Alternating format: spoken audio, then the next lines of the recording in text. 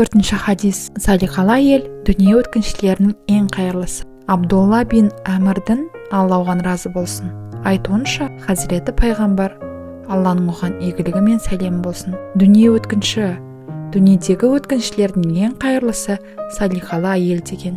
Хадистің арабша мәтініндегі мәтәу сөзі алтын мен күміске жатпайтын жерге төселінетін бұйым дегенге саяды. Біраз уақыт пайдаланылғаннан кейін түтеп ескеріп кететін өткінші нәрсе дегенді білдіреді. Құранда дүниенің жалған екендігі жайында былайша баяндалады. Шынында, дүние тіршілігі алданыштың ғана нәрсесі, яғни өткінші.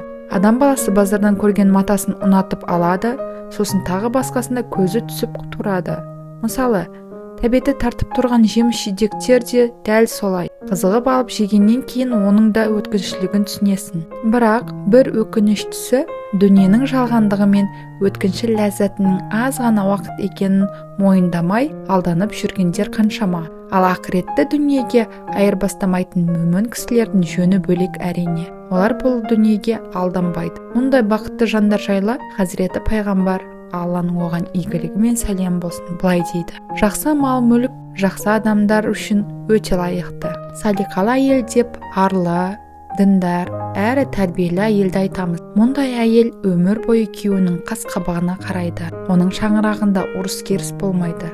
Керісінше, ынтымақ бірлік орнайды. Ал күн сайын үйінде ұрыс-керіс болатын ер адамның қаншалықты көп байлығы болса да, ол үшін ең жақсысы салиқалы әйелдің болуы хадисте ашық баяндалған. Хазіреті пайғамбар бір хадисінде былай деген: 3 нәрсе адамды бақытты қылады: салиқалы әйел, тамаша үй және жақсы көлік. Тағы бір 3 нәрсе адамның бақытсыздығын білдіреді: жаман әйел, жаман үй, жаман көлік.